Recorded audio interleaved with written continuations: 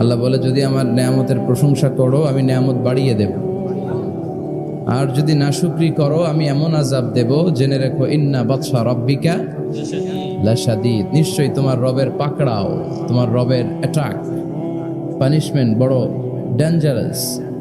কারণ আমি আল্লাহ সব সময় ধরি না, ধরলে ছাড়ি না, ধরে ধরে ধরে না, ধরলে আল্লাহ ছাড় দেয় কিন্তু ছেড়ে দেয় না, ঠিক কিনা? আমরা পুলিশকে যতটুকু ভয় পাই আল্লাহরে তার অর্ধেকও ভয় পাই না, তাই না?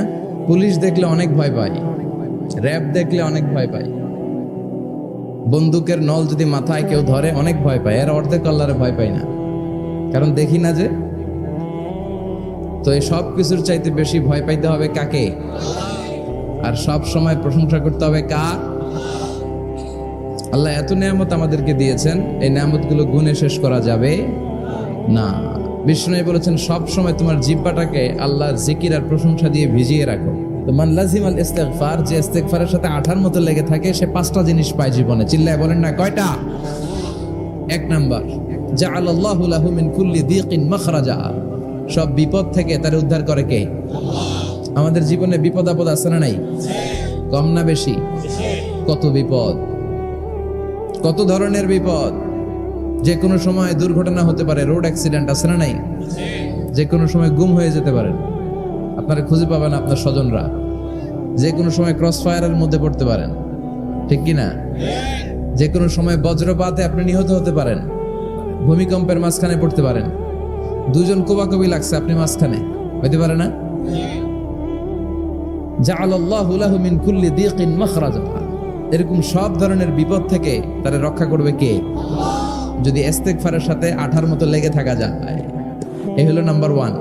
নাম্বার 2, ওমিন কুল্লি হাম্মিন ফারাজা, যে সব সময় আঠার মতো ইস্তিগফারের সাথে লেগে থাকবে, আল্লাহ তাকে দুশ্চিন্তা থেকে মুক্তি দিবেন, তার কোনো টেনশন থাকবে না।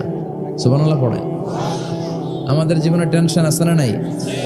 জীবন নিয়ে টেনশন, মরণ নিয়ে টেনশন, ক্যারিয়ার নিয়ে টেনশন, বাড়ি ভাড়ার টেনশন, বিদ্যুৎ বিলের দাম বেড়ে যাচ্ছে টেনশন, ঘরের মধ্যে শান্তি নাই টেনশন, দ্রব্যের দাম বাড়তেছে, বেতন কমতেছে টেনশন, ঠিক কিনা? এই টেনশন থেকে আপনাকে মুক্ত রাখবে কে? নাম্বার 3, ওয়ায়ারযুকহু মিন হাইসু লা ইয়াহতাসিব, এমন জায়গা থেকে আল্লাহ আপনাকে রিজিকের ব্যবস্থা করবে আপনি কল্পনাই করতে পারবেন না। রিজিক দেওয়ার মালিক কে? কেউ যেটা পারে না, পারে কে? এমন জায়গা থেকে তিনি রিজিক দিবেন আপনি কল্পনাই করতে পারেন না, আপনি হিসাবই করেন না যে এখান থেকে কিছু রিজিক আমি পাবো, কিন্তু আল্লাহ ব্যবস্থা করে দিয়েছে। সুবহানাল্লাহ পড়েন। 4 নাম্বার, যতক্ষণ ইস্তিগফারের সাথে আঠার মতো লেগে থাকবেন আল্লাহর কোনো শাস্তি আপনার উপর আসবে না। ওমা কানা আল্লাহু মুআযযিবাহুম ওয়া হুম ইস্তাগফিরুন, যতক্ষণ আপনি ইস্তিগফার করবেন আল্লাহর আযাব আপনারে পাকড়াও করবে না। 5 নাম্বার হচ্ছে আল্লাহ আপনাকে মুস্তাজাবুদ দাওয়া বানিয়ে দিবে। মুস্তাজাবুদ দাওয়া মানে এমন ব্যক্তি, যেই ব্যক্তি দোয়া করা মাত্রই দোয়া কবুল করে কে? সবসময় ইস্তিগফার পড়তে রাজি আছেন তো? আপনারা ইমাম আহমদ ইবনে হাম্বলের নাম শুনেছেন? এই হাদিস কালেকশনের জন্য ইমাম আহমদ ইবনে হাম্বল বছরের পর বছর, যুগের পর যুগ, শহর থেকে গ্রাম, গ্রাম থেকে শহর চষে বেরিয়েছেন। ওনার শেষ জীবনটা উনি হাদিস সংগ্রহের কাজে ব্যয় করেছেন। একবার এক সফরে তিনি রাত্রিবেলা বেরোলেন। ইস্তিগফার পড়লে যে কি করে মানুষ মুস্তাজাবুদ দাওয়া হয় শুনেন। রাত্রিবেলা সফরে তিনি বেরোলেন, হাদিস সংগ্রহের সফর। পথিমধ্যে এক মসজিদে মাগরিবের নামাজ পড়লেন, এশার নামাজ পড়লেন। প্রচন্ড শীত, তিনি ভাবলেন আজকের রাতটা মসজিদেই কাটায় দেই, ফজরের সালাত পড়ে তারপরে বেরো। ব্যাগ থেকে কাঁথা বের করে তিনি শুয়ে পড়লেন। কিন্তু মসজিদের দারোয়ান এসে বলে, মসজিদে তো থাকা যাবে না, আপনি বের হন। ইমাম আহমদ ইবনে হাম্বল বললেন, আমি বৃদ্ধ মানুষ, প্রচন্ড শীত, কই যাব? আমি ফজরেরও মুসল্লি, ফজর নামাজও এই মসজিদে পড়বো, আমারে বাজান তুমি থাকতে দাও। দারোয়ান বলেন, নো, থাকা যাবে না, মসজিদে থাকা যাবে না, বের হন, না হলে গাঠটি সহ বের করে দেব। চিনে নাই এটা যে ইমাম আহমদ ইবনে হাম্বল, সে বুঝতে পারে নাই। তো দারোয়ানের সাথে সুবিধা করতে না পেরে ইমাম আহমদ ইবনে হাম্বল ব্যাগ নিয়ে বেরোয় গেলে। প্রচন্ড শীত, কাঁপছেন। হঠাৎ দেখে সামনে এক বাজার, ওই বাজারে এক খাব্বাজ বসে আছে। খাব্বাজ মানে রুটি বিক্রেতা, খাব্বাজ মানে যুবক, একজন রুটি বিক্রেতা, রুটি বিক্রি করে। যে যুবককে সালাম দিলেন, আসসালামু আলাইকুম। যুবক পড়লো, আলাইকুম আসসালাম। ইমাম আহমদ ইবনে হাম্বল বলল, যুবক আমি মুসাফির মানুষ, থাকার জায়গা নাই, প্রচন্ড শীত। এই যে তুমি চুলার মধ্যে উনুনে রুটি বানাচ্ছ, আমি যদি তোমার চুলার পাশে বসে রাতটা কাটাই, তোমার কোনো সমস্যা হবে? যুবক বলেন, নো, কোনো সমস্যা নাই। আহলান ওয়া সাহলান ওয়া মারহাবান বিক, খোশ আমদেদ, সুস্বাগতম, আসেন। আপনি আমার চুলার পাশে বসে আগুন পোয়ালে আমার সমস্যা কি? আসেন আসেন, বসেন, আপনি মুরব্বী মানুষ। ইমাম আহমদ ইবনে হাম্বল আল্লাহ শুকরিয়া করে চুলার পাশে বসে শীতের রাতে চুলা থেকে তাপ নিচ্ছেন, আগুন পোহাচ্ছেন। আর তিনি দেখতে লাগলেন যুবক আটা দিয়ে রুটি বানায় আর পড়ে আস্তাগফিরুল্লাহ, রুটির খামির বানায় আর পড়ে আস্তাগফিরুল্লাহ, গোল গোল করে খামির দিয়ে দলা বানিয়ে সাজিয়ে রাখে আর পড়ে আস্তাগফিরুল্লাহ, রুটি বেলুন দিয়ে বলে এটারে চুলার ভেতরে ঢুকায় আর কি পড়ে আস্তাগফিরুল্লাহ। ক্রেতা আসলে ক্রেতাকে রুটি দেয় আর পড়ে, ক্রেতার হাত থেকে টাকা নিয়ে ক্যাশ বক্সে রাখে আর কি পড়ে। ইমাম আহমদ ইবনে হাম্বল তো অবাক, ঘটনা কি? আসার পর থেকে এই যুবকটার দেখতেছি খালি পড়ে আস্তাগফিরুল্লাহ আস্তাগফিরুল্লাহ। তিনি কৌতূহল বশত বললেন, যুবক, মা লাকা ইয়া শাব দাইমান তাকরাউনা আস্তাগফিরুল্লাহ, হে যুবক, তোমার ঘটনাটা কি? আসার পর থেকেই তুমি শুধু দেখতেছি পড়তেছো আস্তাগফিরুল্লাহ আস্তাগফিরুল্লাহ, কারণটা কি? যুবক বলে, আমি সবসময় ইস্তেগফারের সাথে আঠার মতো লেগে থাকি, আর লেগে থাকার কারণে এর বরকতে আল্লাহ আমাকে মুস্তাজাবুদ দাওয়া বানিয়ে দিয়েছে। মানে আল্লাহ আমাকে এমন বানিয়েছে যে আমি দোয়া করা মাত্রই আমার দোয়া কবুল করে কে? ইমাম আহমদ ইবনে হাম্বল বললেন, আনতা মুস্তাজাবুদ দাওয়া, তুমি মুস্তাজাবুদ দাওয়া, মানে তুমি দোয়া করলেই সেটা কবুল হয়ে যায়? যুবক বলে, না, আনা মুস্তাজাবুদ দাওয়া, আমি আমার জীবনে যত দোয়া করেছি সব কবুল করে নিয়েছে কে?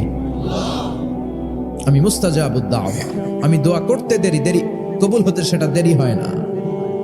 তবে আমার পুরো জীবনের সব দোয়া কবুল হলেও একটা দোয়া এখনো কবুল হয় নাই। এটা শুনে ইমাম আহমদ ইবনে হাম্বলের কৌতূহল, কিউরিসিটি আরো বেড়ে গেল। তিনি বললেন, তোমার জীবনের সব দোয়া কবুল হয়েছে, একটা দোয়া কবুল হয় নাই, কি সেই দোয়া আমারে বলো? যুবক বলে, আমার জীবনে যে দোয়াটা কবুল হয় নাই সেটা হচ্ছে, আমি আল্লাহর কাছে দোয়া করে বলেছিলাম, আল্লাহ, শুনেছি এই জামানার সবচেয়ে বড় মুহাদ্দিসের নাম হচ্ছে ইমাম আহমদ ইবনে হাম্বল, আমি যেন ওই ইমাম আহমদ ইবনে হাম্বলের কপালে একটা চুমু দিয়ে মরতে পারি, তুমি তৌফিক দিও। ইমাম আহমদ ইবনে হাম্বল নিজেকে আর ধরে রাখতে পারলেন না, চোখের পানি ছেড়ে দিলেন, যুবককে জড়িয়ে ধরলেন আর বললেন, ইয়া শাব, আহমদ ইবনে হাম্বলের কপালে চুমু দেওয়ার জন্য আহমদ ইবনে হাম্বলের দরবারে তোমার যাওয়ার দরকার নাই, আহমদ ইবনে হাম্বল নিজেই তোমার দরবারে ছুটে এসেছে। আনাল আহমদ ইবনে হাম্বল, আমি নিজেই আহমদ ইবনে হাম্বল। চিল্লায় পড়েন আল্লাহু আকবার। যুবকটি চিৎকার মেরে সাইয়েদনা আহমদ ইবনে হাম্বলকে জড়িয়ে ধরল।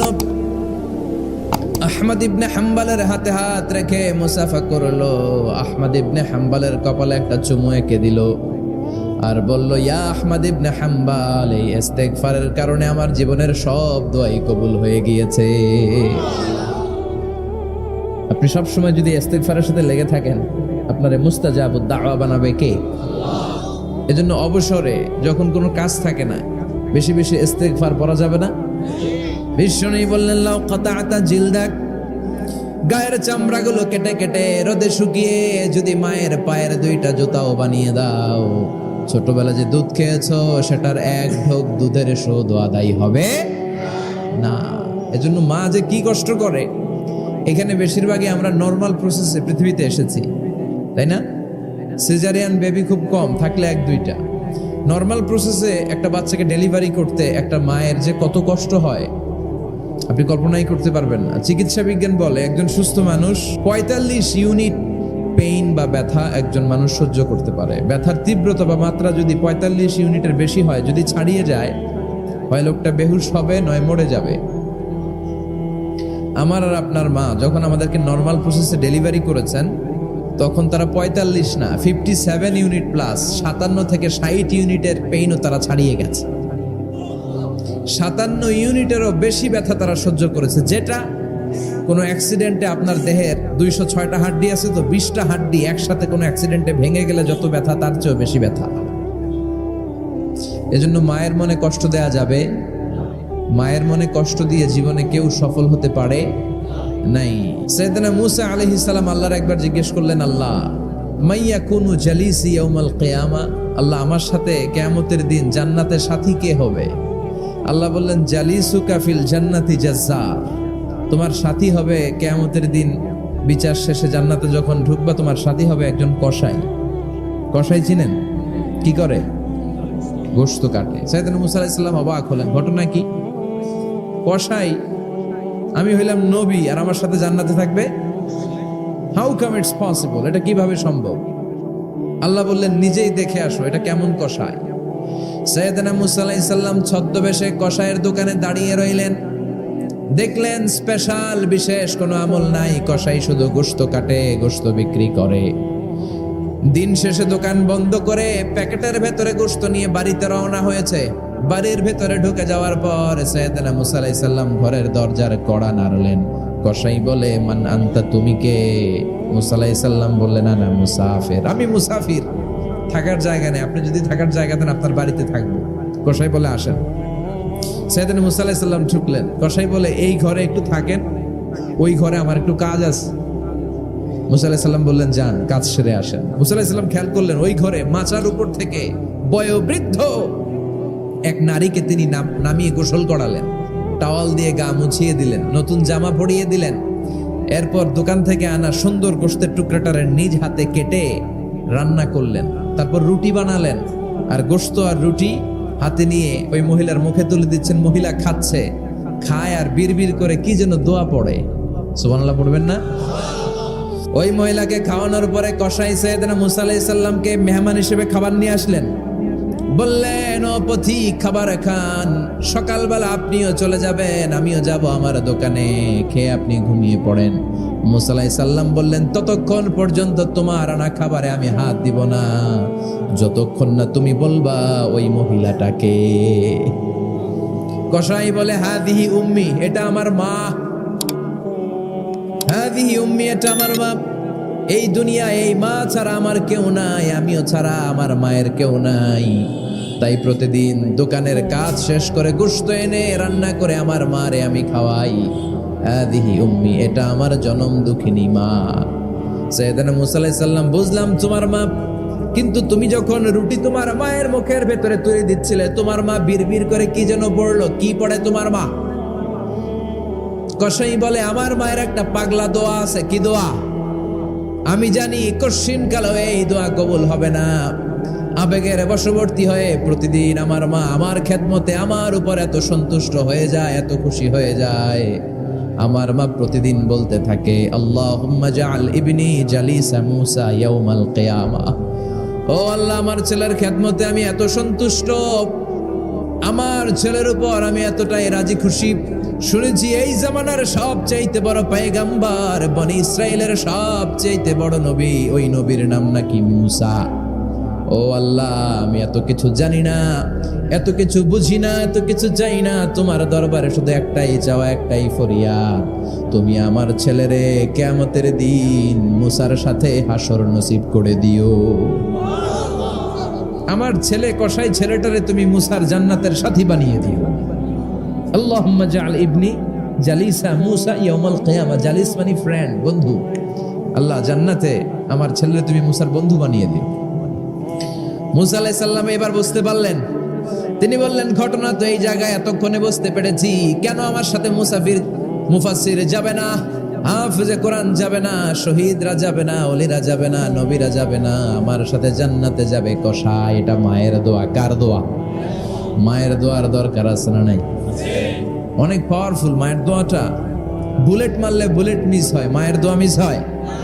ড্রোন হামলা করলে ড্রোন হামলা মিস হয়ে যেতে পারে, কিন্তু মায়ের দোয়া কশিনকালে মিস হয় না। চিল্লায় বলেন ঠিক কি না?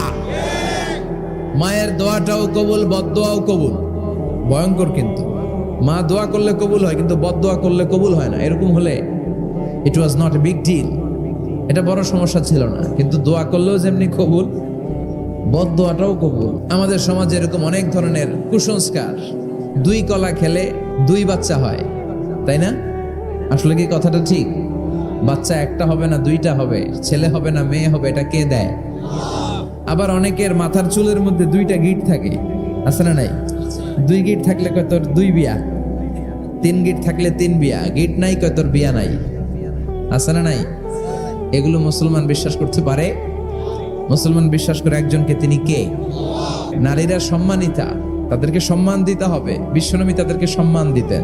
মা আয়েশাকে বিশ্বনবী সবসময় আগে সালাম দিতেন। সুবহানাল্লাহ পড়েন। খাদিজা রাদিয়াল্লাহু তাআলা আনহাকে আল্লাহ তাআলা আরশের উপর থেকে সালাম পাঠিয়েছেন। এজন্য নারীদেরকে সালাম দিবেন বেশি বেশি। ঘরে সুখ শান্তি নাই, অনেকে বলে ঘরটা নাকি জাহান্নামের টুকরা, কারণ সালাম নাই। সালাম মানে শান্তি, সালাম মানে কি? জান্নাতীরা যখন জান্নাতে ঢুকবে, ফেরেশতারা জান্নাতীদেরকে কি বলবে? সালাম, শান্তি। Enter the paradise with peace and security. শান্তি এবং নিরাপত্তার সাথে জান্নাতে ঢুকে যান। এজন্য ঘরটারে শান্তিময় বানাতে চাইলে সালাম দিতে হবে। কি দিতে হবে? আজ থেকে স্ত্রীকে সালাম দিবেন তো ইনশাল্লাহ পড়েন। এই দৃশ্য বাচ্চারা দেখলে বাচ্চারাও সালাম শিখবে, ঠিক কি না? মা খাদিজার ব্যাপারে আল্লাহ বলেছেন, জিব্রাইল তুমি যে খাদিজারে আমার পক্ষ থেকে সালাম দিয়ে দাও, আর খাদিজারে বলে দাও জান্নাতে খাদিজার জন্য এমন ঘর আমি প্রিপেয়ার করে রেখেছি যেই ঘরের ভিতরে কোনো নয়েজ নাই, কোনো আওয়াজ নাই, কোনো ডিস্টার্ব নাই, আছে শান্তি। সুবহানাল্লাহ। কারণ বিশ্বনবীর জন্য খাদিজা নিজের ঘরটার এরকম নয়েজহীন, কোলাহল মুক্ত, শান্তিময় করে রেখেছিলেন। বিশ্বনবী কোলাহল পূর্ণ দাওয়াতি কাজ শেষ করে যখন ঘরে যেতেন, কলিজাটা ঠান্ডা হয়ে যেত।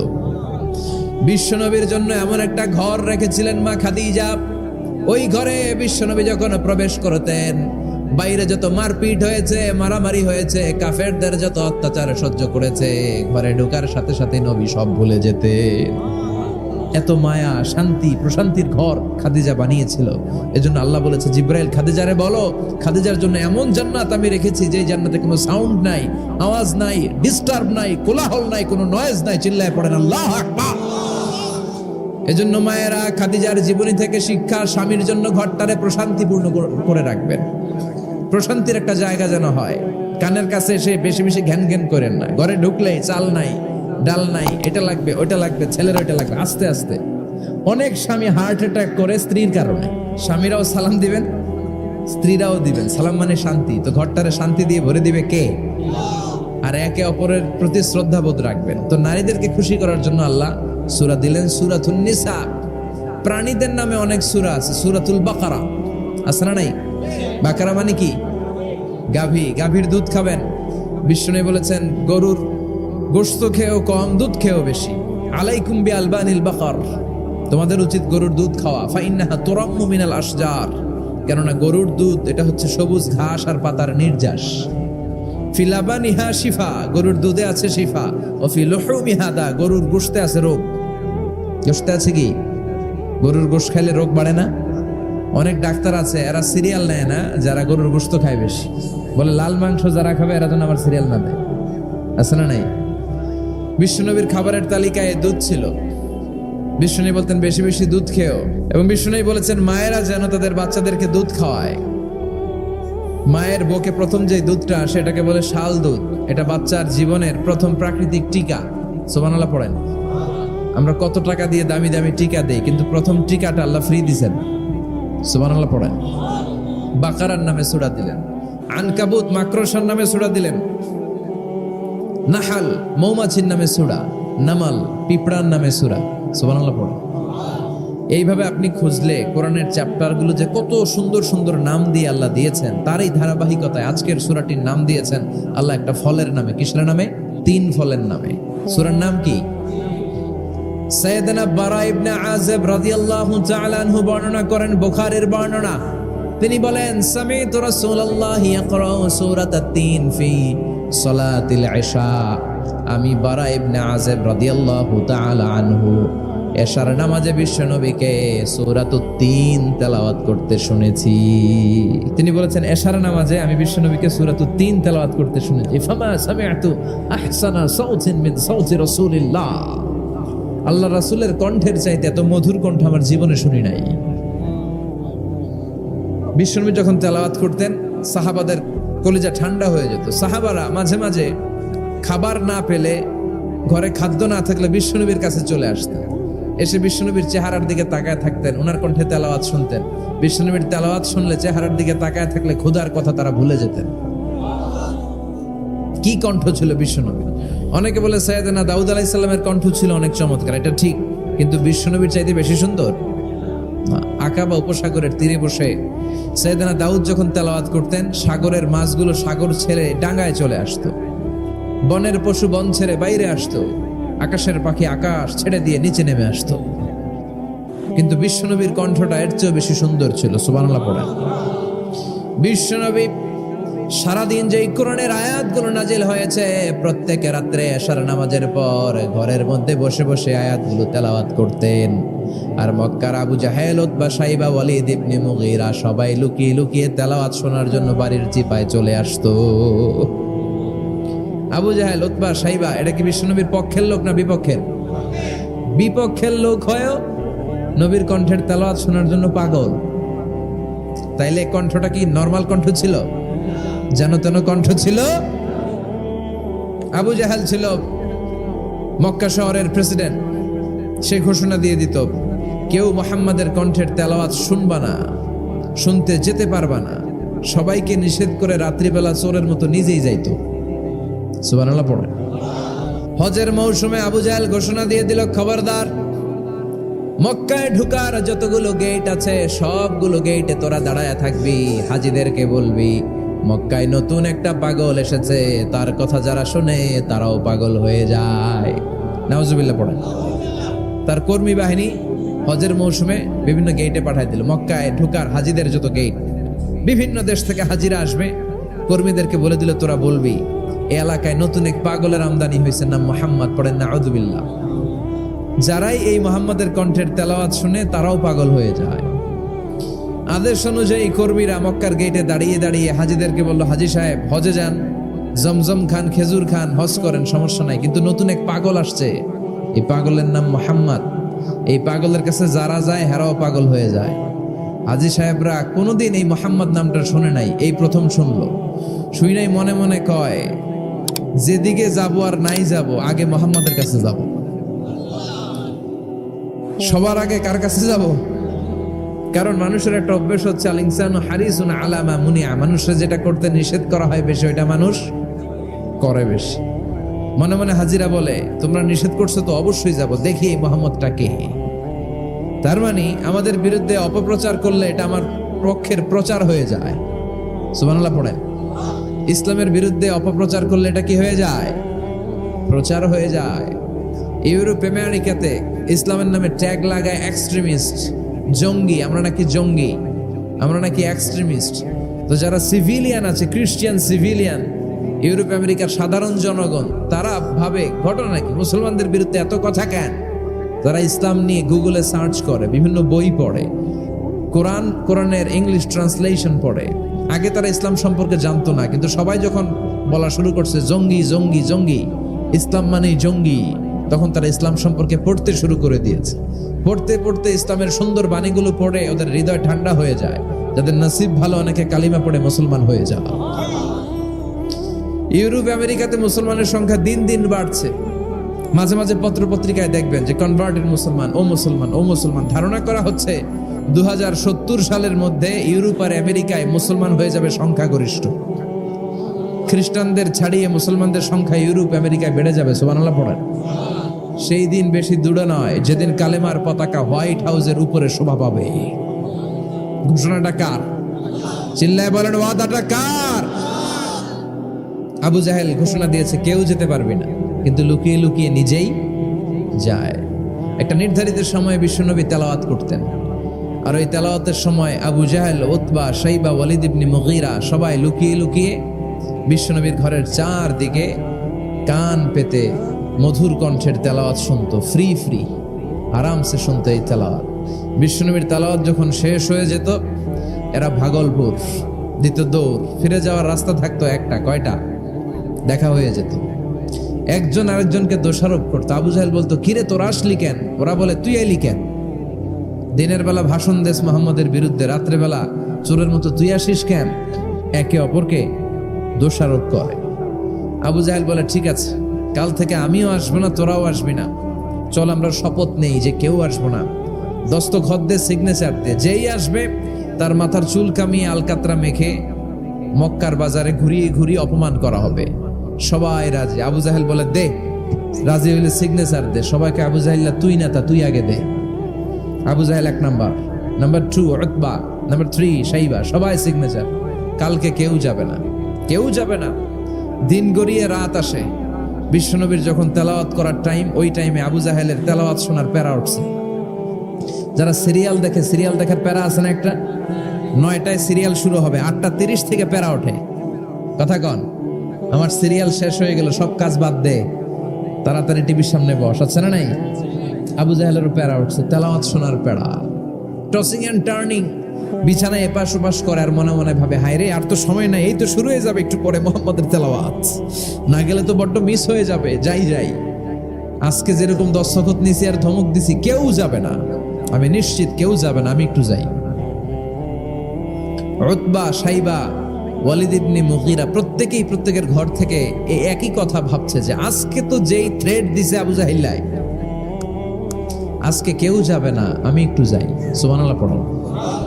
আজকেও সবগুলো যে হাজির, বিশ্বনবী মন্ত্রমুগ্ধ করা সুরের ঝংকার তুলে তেলাওয়াত করছেন, আর সবগুলো মন্ত্রে মুগ্ধের মতো তেলাওয়াত শুনছে।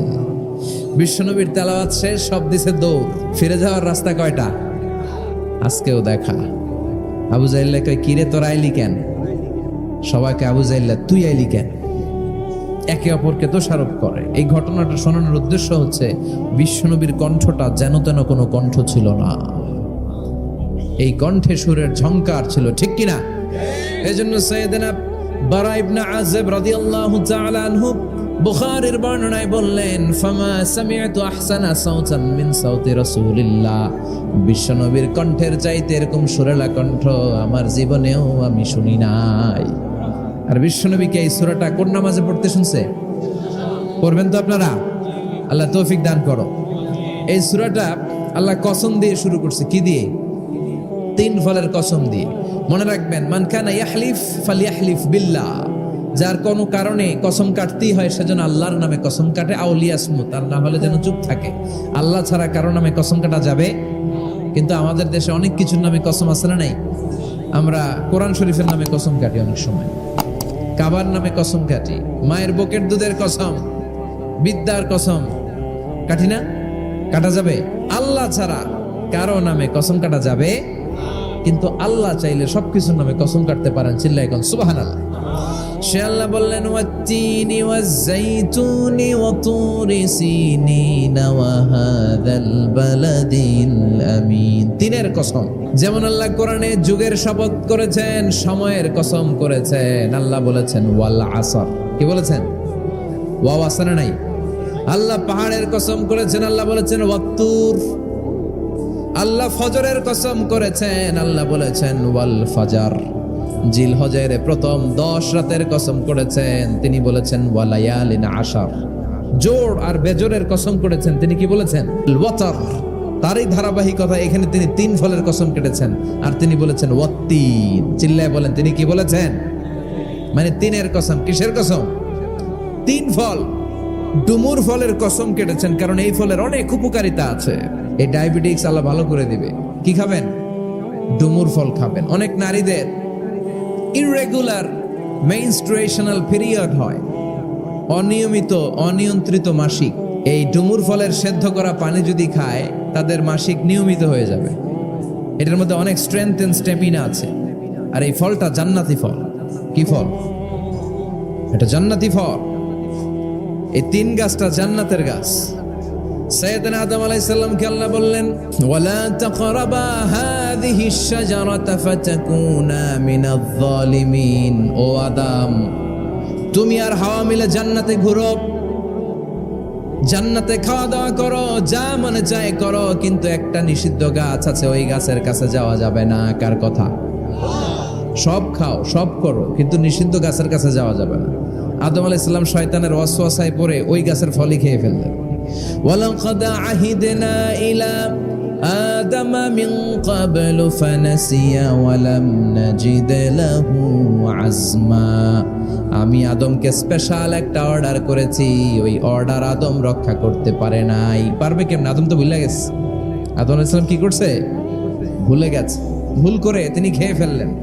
শয়তানের ওয়াসওয়াসায় পড়ে শুধু আদমই খান নাই, হাওয়াও খেলেন আলাইহিমাস সালাম। খাওয়ার সাথে সাথে ওনাদের জান্নাতের পোশাকগুলো খুলতে আরম্ভ করলো, নেকেড হতে শুরু করলেন। আদম আর হাওয়া দুইজনে কি হতে শুরু করলেন? উলঙ্গ হতে শুরু করলেন, গায়ের মধ্যে আর জামা নাই। সম্মানিত ভাইয়েরা, এখানে শিক্ষণীয় যে বিষয়টা সেটা হচ্ছে শয়তানের কাজ, শয়তানের মিশন জান্নাতেও যেটা ছিল দুনিয়াতেও এটা। শয়তানের মিশন হচ্ছে আদম জাত, বনি আদমের দেহ থেকে কেমন করে কাপড় খোলা যায়, নারীদেরকে কেমন করে উলঙ্গ করা যায়। জান্নাতে যেমনি আদম আর হাওয়া আলাইহিস সালামের কাপড় শয়তান খুলেছে, দুনিয়াতেও শয়তান আমাদেরকে অশ্লীল বানাতে চায়। চিল্লায় বলেন ঠিক কিনা? এজন্য আমার মায়েরা, আমার বোনেরা, যাদের কানে আমার মাইকের আওয়াজ যায়, খবরদার, শয়তানের এই ওয়াসওয়াসায় ফাঁদে পা দেয়া যাবে না। শয়তান চেয়েছে জান্নাতে কেমন করে মা হাওয়ার কাপড় খুলে ফেলা যায়, দুনিয়াতেও শয়তান চায় কেমন করে আপনাদেরকে নেকেড বানানো যায়। ঠিক কিনা? বাংলাদেশে নারীদের কাপড় এখন দেহের মধ্যে বাড়ছে নাকি কমছে? পোশাক আশাক নারীদের খাটো হতে শুরু করেছে, এটা শয়তানের মিশন। এজন্য মায়েরা বোনেরা খবরদার, পোশাককে ছোট করবেন না, খাটো করবেন না, হেজাব পরবেন। এই হেজাবকে ফরজ করেছে কে? এই হেজাব আপনার অধিকার, আপনার অধিকার আপনি বুঝে নেন। হেজাব আপনার অহংকার, এই হেজাব হচ্ছে আপনার আভিজাত্যের প্রতীক। চিল্লায় বলেন ঠিক কিনা? নারী অধিকারের যারা কথা বলে, নারী আন্দোলনের কথা যারা বলে, তাদের কথায় কান দিবেন না। এরা বক্তব্যের মঞ্চে উঠে নারীর অধিকারের কথা বলে, কিন্তু তাদের ঘরেই নারীরা বেশি নির্যাতিতা, তাদের ঘরের কাজের মেয়েগুলাই বেশি নির্যাতিতা। চিল্লায় এখন ঠিক কিনা? তারাই লোহা গরম করে কাজের মেয়েগুলোর পিঠে ছ্যাঁক দেয়, তারাই সুযোগ পেলে ধর্ষণে সেঞ্চুরি করতে দ্বিধাবোধ করে না। চিল্লায় এখন ঠিক কিনা? শয়তানের মিশন জান্নাতে ছিল যেটা, দুনিয়াতেও এটা। পোশাক কি করে আলাদা করা যায়? এই জন্য হেজাব যেন আমরা ভুলে না যাই। হেজাব আপনার আভিজাত্যের প্রতীক, আপনার সৌন্দর্য, আপনার সম্ভ্রম, আপনার স্ট্যাটাস তো আপনার হেজাবের মধ্যে শোভা পায়। ঠিক কিনা? কিন্তু দিনকে দিন পোশাক ছোট হতে শুরু করেছে। হেজাবে একটা নারীকে যত সুন্দর, রূপবতী, গুণবতী, সুস্নিগ্ধা লাগে, অন্য কোনো পোশাকে লাগে? আল্লাহ আমাদেরকে বোঝার তৌফিক দান করুন। সাইয়েদনা আদম আলাইহিস সালাম, হাওয়া আলাইহিস সালাম জান্নাতের ভেতরে যখন উলঙ্গ হয়ে গেল, লজ্জাস্থান ঢাকার জন্য জান্নাতের বিভিন্ন গাছের দিকে দৌড়ায়, দৌড়িয়ে দৌড়িয়ে যেই গাছের পাতা দিয়ে তারা সেদিন লজ্জাস্থান ঢেকেছিল, ওই গাছের নাম ছিল তিন গাছ। কি গাছ? ওই তিনের কসম কোরআনে কেটেছে কে? সেজন্য আল্লাহ বললেন ওয়াত্তিনি ওয়াজ্জাইতুনি ওয়া তুরি সিনিনা ওয়া হাযাল বালাদিন আমিন। সুবহানাল্লাহ পড়েন। তিনের কসম, জাইতুনের কসম। জাইতুন মানে জলপাই। এই জাইতুন গাছগুলো আরব দেশে হিল ট্রাক্স, পাহাড়ি এরিয়াতে হয়, 100 বছর বেঁচে থাকে। বিষ্ণু বলেছেন কুলু জাইতা ওয়াদাহিনু ফাইন্নাহা মিন শাজারাতিন মুবারাকা। বিষ্ণু বললেন জাইতুনের তেল খাও, জাইতুনের তেল গায়ের মধ্যে দাও, জাইতুনের তেল মালিশ করো, জাইতুনের ভেতরে বরকত ঢুকায় দিয়েছে কে? জাইতুনের তেল দাড়িতে চুলে মালিশ করলে দাড়ি চুল সহজে পাকে না। বিশ্বনবী সব সময় দাড়িতে চুলে জাইতুন মাখতেন। আমি নিজেও মাখি প্রতিদিন, আপনারাও মাখবেন। বাজারে পাওয়া যায়, যে বলবেন অলিভ অয়েল, কি বলবেন? অলিভ অয়েল বললে আপনাকে দিবে। স্পেনের, মেড ইন স্পেন, এদের অলিভ অয়েল ভালো। ফিলিস্তিনের যে অরিজিনাল অলিভ অয়েল, এটা ভালো, এটা খাওয়া যায়। তাম্বুতু বিদ্দুহুনি ওয়া সিবগিল্লিল আখিলিন, এটার অনেক কাজ, খাওয়াও যায়, মালিশও করা যায়, জাইতুনের ডাল ভেঙে মেসওয়াকও করা যায়। সুবহানাল্লাহ পড়েন। বিষ্ণু বললেন নি'মাস সিওয়াকি আয-যাইতুন, জাইতুনের মেসওয়াক কতই না ভালো। ফাইন্নাহা সিওয়াকি ওয়া সিওয়াকুল আমবিয়াই মিন ক্বাবলি, কেননা আমি বিশ্বনবী নিজে জাইতুনের ডাল ভেঙে মেসওয়াক করি, আমার আগে লক্ষাধিক নবীরা সবাই জাইতুনের ডাল দিয়ে মেসওয়াক করেছেন। সুবহানাল্লাহ পড়েন। আপনার দেহের ব্যাড কোলেস্টেরলের লেভেল কমে যাবে যদি জাইতুন আপনি খান। দাড়িতে মাখবেন, চুলে মাখবেন, আবার সালাদের মধ্যেও জাইতুনের তেল দিয়ে খাওয়া যায় যদি এক্সট্রা ভার্জিন হয়। এরপরে রব্বুল আলামিন বলেন ওয়া তুরি সিনিন,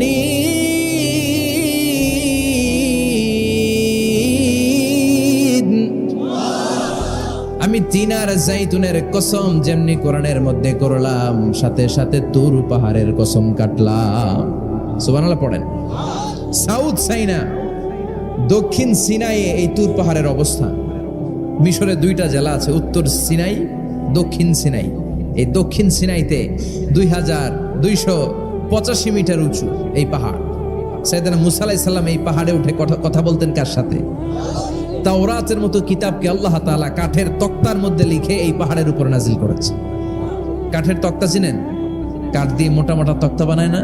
আল্লাহ নিজ হাতে তাওরাত লিখে এই কাঠের তক্তাগুলো সাইয়েদনা মুসা আলাইহিস সালামকে দিলেন, বললেন যাও, এটার মধ্যে হেদায়েত আছে, নূর আছে, বোরহান আছে, নিয়ে যাও, বনি ইসরায়েলের কাছে দাওয়াতের বাণী পৌঁছে দাও, তুমি বার্তাবাহ, যাও।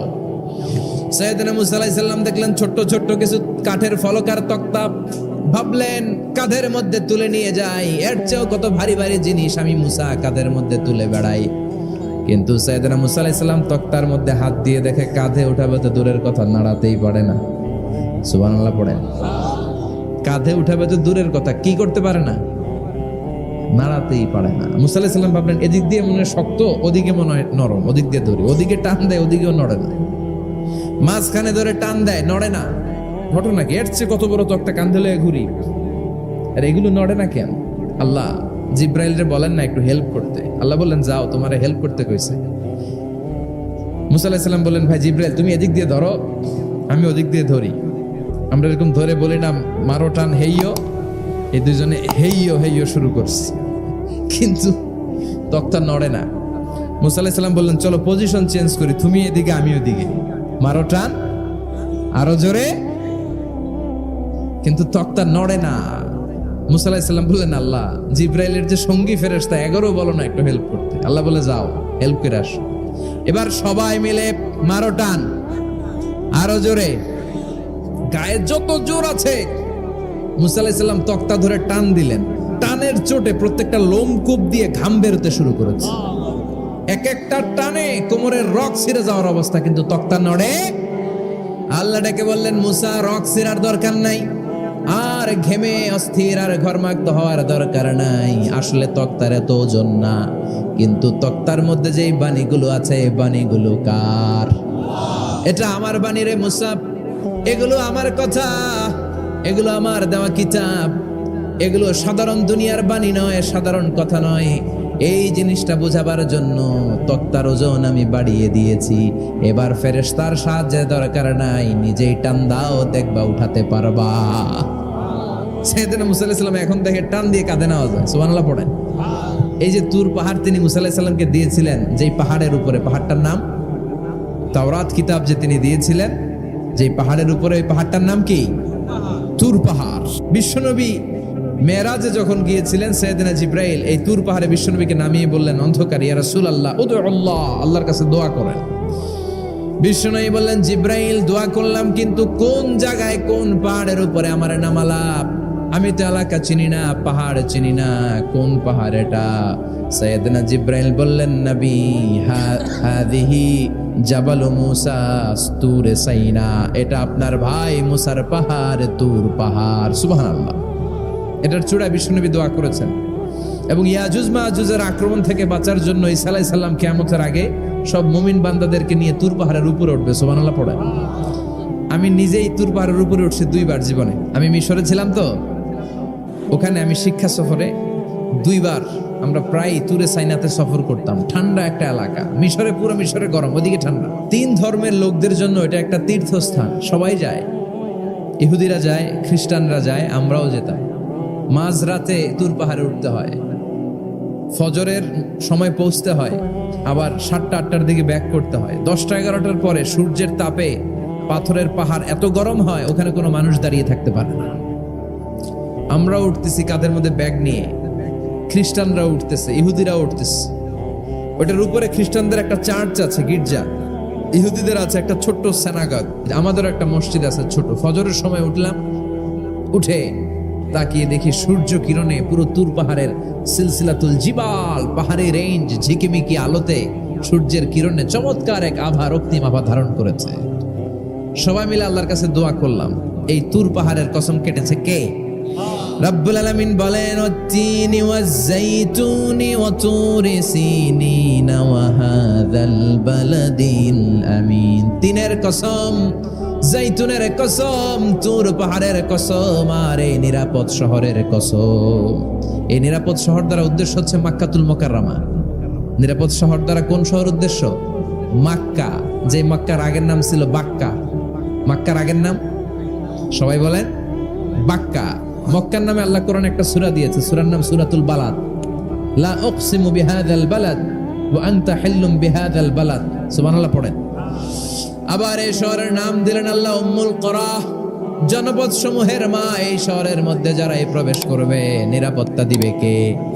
আবার এই শহরের মাঝখানে আল্লাহ এমন একটা ঘর তৈরি করেছে, গোটা বিশ্বের সব মুসলমান ওই ঘরের দিকে মাথা নুইয়ে সিজদায় লুটিয়ে পড়ে। সুবহানাল্লাহ পড়েন।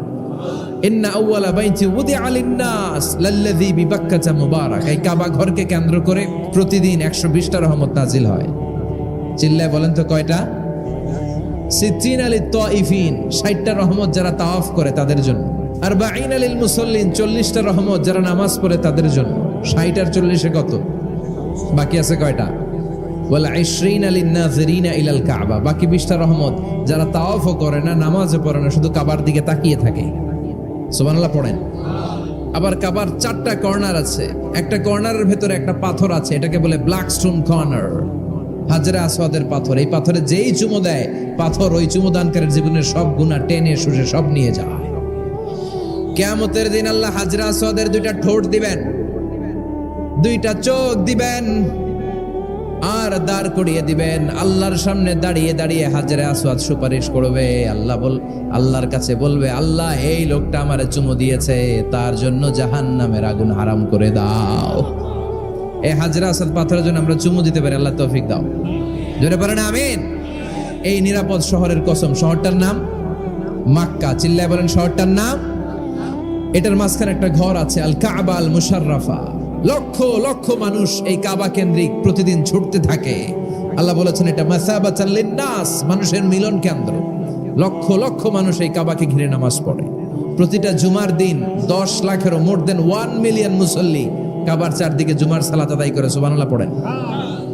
আজান হওয়া মাত্রই মৌমাছির মতো মানুষগুলো ছুটতে থাকে। আজান হতে দেরি, যদি 20-30 তলা হোটেলের কোনো ছাদ থেকে আপনি খেয়াল করেন, দেখবেন মৌমাছির মতো ডানে বায়ে সামনে পেছনে চারিদিক থেকে শারে আল হিজরা দিয়ে, শারে আজিয়াত রোড দিয়ে, গাজ্জা দিয়ে, জারওয়াল দিয়ে, মেসফালা দিয়ে, ইব্রাহিম খালিলি দিয়ে মানুষগুলো কাবার দিকে ঢুকতে শুরু করেছে, ঠিক কিনা? আবার বিশ্বনবী বলতেন, মক্কা তো হাব্বুল বিলাদ ইলাইয়া, মক্কা শহর আমার কাছে সব চাইতে প্রিয় শহর। লাউলা উখরিজিতু লামা খারাজতু, মক্কার কুরাইশরা কাফেররা যদি এই শহর থেকে জোর করে আমারে বের করে না দিত, আমি কোনোদিন মক্কা ছেড়ে দূরে যেতাম না। সুবহানাল্লাহ পড়েন। বিশ্বনবীর জন্মস্থান এই শহর, যেখানে বিশ্বনবী জন্মেছেন ওইখানে আছে মাকতাবা, লাইব্রেরি। কি আছে? হজ ওমরা যারা করেছেন তারা দেখবেন ওখানে গেলেই ফ্রিতে বই দেয়। কি দেয়? বিশ্বনবীর জন্মস্থানের ঠিক পাশেই আবু জাহেলের জন্মস্থান। ওইখানে কি আছে জানেন? হাম্মাম, হাম্মাম আবি জাহাল। বাঙালি হাজিদের বুক ভরা ঘৃণা তার জন্য। বাঙালি হাজিরা বলে, আবু জাহিল্লার টয়লেট কই, যাইয়া সব ভরাই দিয়ে আসুন। জেদ্দাতে নেমেই খুঁজতে আরম্ভ করে, আবু জাহিল্লার টয়লেট কই। সবাই বলে, এই না জেদ্দায় আসলেন, মক্কা তো 80 কিলো দূরে, আপনি যাবেন, ওমরা করবেন, বিশ্রাম নেবেন হোটেলে, এরপরে জিয়ারা যখন করায় তখন ওখানে নেয়। কিন্তু নাইম্মাই কই আবু জাহিল্লার টয়লেট কই। কি ক্ষোভ তার প্রতি, না? কি ক্ষোভ আর ঘৃণা। আর বিশ্বনবীর জন্য অন্তর ভরা ভালোবাসা আছে না নাই?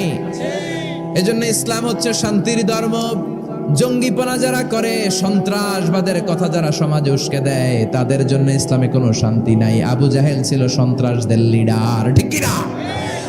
Leader of the all terrorist, কুখ্যাত ইন্টারন্যাশনাল সন্ত্রাসী আবু জাহেল। আর বিশ্বনবী ছিলেন মুজাহিদ। বিশ্বনবী কি ছিলেন? মুসা আলাইহিস সালাম ছিলেন মুজাহিদ। ফেরাউন ছিল কুখ্যাত সন্ত্রাসী আর জঙ্গি, ঠিক কি না? সাইয়েদনা ইব্রাহিম ছিলেন মুজাহিদ আর নমরুদ ছিল জঙ্গি, ঠিক কি না? যারা ইসলামের পক্ষে কথা বলে তারা মুজাহিদ, আর যারা ইসলামের বিপক্ষে তারা সন্ত্রাস আর জঙ্গি। চিল্লায় বলেন ঠিক কি না? সে আল্লাহ ডেকে বললেন, গোলামুত্তিনি ওয়াজ-যাইতুনি ওয়া তুরি সিনিনা ওয়া হাযাল বালাদিল আমিন। 3 ফলের কসম, জাইতুনের কসম, তুর পাহাড়ের কসম, বিশ্বনবীর জন্মস্থান মক্কাতুল মুকাররমার কসম। 4টা জিনিসের কসম কেটেছে কে? চারটা জিনিসের কসম কেটে আল্লাহ একটা কথা বলবেন, ওই কথাটার গুরুত্ব বেশি না কম? লাকাদ খালাকনাল ইনসানা ফি আহসানি তাকওয়িম। সবাই পড়েন, লাকাদ খালাকনাল ইনসানা ফি আহসানি তাকওয়িম। নিশ্চয় আমি মানুষের চেহারাটারে, আকৃতিটারে বড্ড চমৎকার আকৃতি দিয়ে তৈরি করেছি। সুবহানাল্লাহ। মানুষের মতো কোনো সুন্দর প্রাণী পৃথিবীতে নাই। আছে? গরু দেখবেন সবগুলোর চেহারা একরকম, কুকুরের অলমোস্ট সব কুকুরের কেন্দ্রীয় চেহারা এক, সব ছাগলের কেন্দ্রীয় চেহারা এক, কিন্তু একটা মানুষের সাথে আরেকটা মানুষের চেহারা মিলে? আমার সাথে হুজুরের চেহারার মিল আছে, হুজুরের সাথে ভাইয়ের, ভাইয়ের সাথে আপনার। 700 কোটি মানুষ নাকি পৃথিবীতে এখন আছে। এই 700 কোটির সাথে একটার লগে আরেকটার মিলে? কত 700 কোটি ময়রা কবরে ভূত হয়ে রয়েছে, একটার সাথে আরেকটার মিল ছিল? আরো কত 700 কোটি যে কিয়ামতের আগে আসবে, একজনের সাথে আরেকজনের চেহারার কোনো মিল খাবে? এরপর আপনি হিউম্যান অ্যানাটমি নিয়ে গবেষণা করেন, পায়ের পাতা থেকে শুরু করে মাথার তালু পর্যন্ত একটার পর একটা অঙ্গ এমন ভাবে আল্লাহ তৈরি করেছে, পৃথিবীর কোনো ডিজাইনারের কোনো ডিজাইন দ্বারা এটাকে মাপজোক আর পরিমাপ করা সম্ভব না। চিল্লায় বলেন ঠিক কিনা? এজন্য আল্লাহ বললেন, লাকাদ খালাকনাল ইনসানা ফি আহসানি তাকওয়িম। মানুষকে চমৎকার আকৃতি দিয়ে তৈরি করেছে কে? আমাদের যে অঙ্গটা ঠিক যেখানে বসানো দরকার, ঠিক সেই অঙ্গটা আল্লাহ তাআলা ওইখানেই বসিয়েছে, ঠিক কিনা? আল্লাহর সৃষ্টির মধ্যে কোনো খুঁত ধরার, ভুল ধরার ক্ষমতা কারো আছে? এক লোক বট গাছের তলায় বসে বিশ্রাম নিচ্ছে, আর বট ফল দেখে অবাক যে এত মোটা বট গাছ, ফলগুলো এত ছোট। বট ফল ছোট হয় না নাকি এত বড়? আর পাশেই ছিল কুমড়া গাছ, লাউ গাছ। আল্লাহরে গালে দিতেছে, আল্লাহর কি রুচি! চিকন চিকন কুমড়া গাছ, চিকন চিকন লাউ গাছ, এত বড় ফল, আর ইয়া মোটা বট গাছ, এতটুকু ফল। আল্লাহরে গালি দিতে দিতে ঘুমাই গেছে। আল্লাহরে গালি মারতে মারতে কখন যে ঘুমাই গেছে নিজেও জানেন। হঠাৎ একটা বট ফল পড়ছে একেবারে নাকে, লাফ দিয়ে উঠেছে। উঠে দেখে নাক দিয়ে রক্ত বেরোচ্ছে, ব্লিডিং। নাকের রক্ত মুছে আর পড়তে আরম্ভ করছে আলহামদুলিল্লাহ। কি পড়ে? মনে মনে কয়, আল্লাহরে কেন গালি দিলাম? ওই কুমড়া যদি এইখানে হইতো, ওই লাউ যদি এইটার উপরে হতো, কুমড়া যদি একটা নাকের উপরে পড়তো, আমি নিজেই কুমড়া হইয়া যাইতাম, ঠিক কিনা? সুবহানাল্লাহ পড়েন। মা খালাকতা হাদা বাতিলা। এমনি এমনি আল্লাহ কিছু বানায় নাই, যেখানে যেটা যতটুকু দরকার সেটা করে দিয়েছে কে? চোখ যেখানে থাকা দরকার চোখ দিছে কে? নাক যেখানে দরকার নাক দিছে কে? চোখ কান এদিকে না হইয়া যদি অন্যদিকে হইতো সুবিধা হইতো? যেখানে যেটা যেভাবে দরকার দিয়ে দিয়েছে কে? আবার এখানে এয়ার ক্যানেল দিলেন। অনেকে কয় এগুলা দিছে কেন? এই ক্যানেল কিন্তু দরকার। ক্যানেল না থাকলে আপনার কথা ঢুকবে না, আপনি বুঝবেন না। অনেকের এই কানের ডিফেক্ট আছে, ডিফর্ম বেবি, এই রোগ নিয়ে জন্মাইছে, কানে মেশিন লাগানো লাগে, এই ক্যানেলের সমস্যা। এটা কেটে দিলে আপনি কান কাটা রমজান, কান কেটে দিলে আপনি কান কাটা রমজান হয়ে যেতেন। এই ক্যানেল দিয়ে ঘুরে ঘুরে সাউন্ড ওয়েভ গুলো যায়, ফলে আমরা শুনতে পাই। এই ক্যানেল না থাকলে শুনতে পেতাম না। তার মানে মা খালাকতা হাদা বাতিলা, এমনি এমনি কিছু দেয় নাই। 206টা হাড্ডি দিয়ে আমাদের মানুষের দেহ, ছোট্ট হাড্ডিটা আল্লাহ দিয়ে দিছে এখানে। এটার ভিতরে একটা ড্রাম আছে, এটার বলে এয়ার ড্রাম। সাউন্ড ওয়েভ, শব্দ তরঙ্গ এয়ার ড্রামে নক করে, এরপরে outer air, middle air, inner air হয়ে ইলেকট্রিক্যাল সিগন্যালের মাধ্যমে যাই দেখে যায়, ব্রেনের সাথে কানেক্ট হতে হলে ইলেকট্রিক্যাল সিগন্যাল দিয়ে কানেক্ট হতে হয়। এই সাউন্ড ওয়েভ, শব্দ তরঙ্গগুলো ইলেকট্রিক্যাল সিগন্যাল দিয়ে ট্রান্সমিট হয়ে ব্রেইনের হেয়ারিং নার্ভ, শুনবার যে স্নায়ু, ওইখানে নক করে। নক করা মাত্রই শব্দ তরঙ্গ আপনার শুনবার অনুভূতি জাগায়।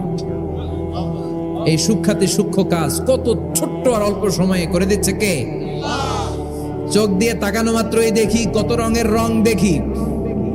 Human eyes can identify, can recognise more than 10 million colours. আমার কথা না, চক্ষু বিশেষজ্ঞদের কথা।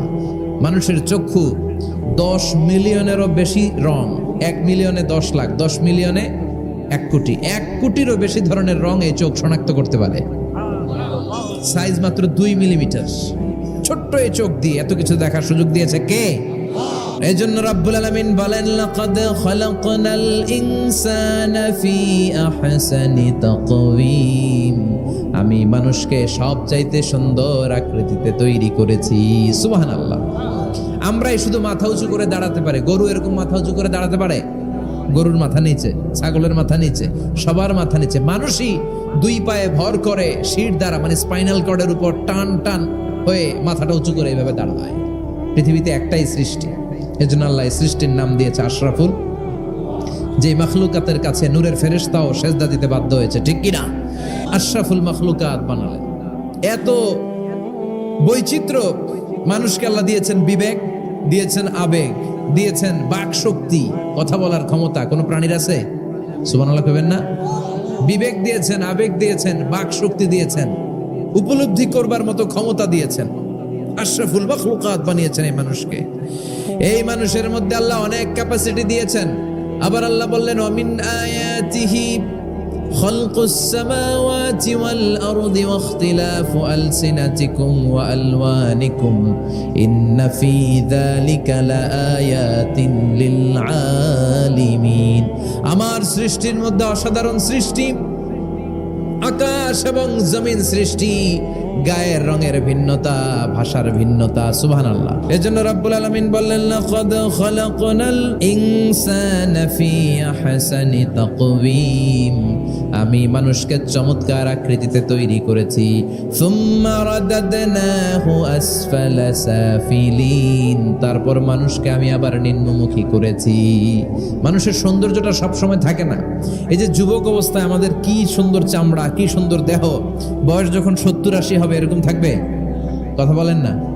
এই কালো দাড়িগুলো সাদা হয়ে যাবে, বয়সের ভারে মিজানুর রহমান আজহারি নুজ্জ হয়ে যাবে, লাঠি লাগবে তখন। তখন স্টেজে উঠবে, হায়াতে বাসায় থাকলে লাঠি নিয়ে উঠতে হবে। কথা কর। আমার নানা বাইরে দেখতাম গাড়িতে একটা লাঠি রাখতো, মরহুম পীর সাহেব গোলাম সাদেক সাঈদী, গাড়িতে সব সময় লাঠি।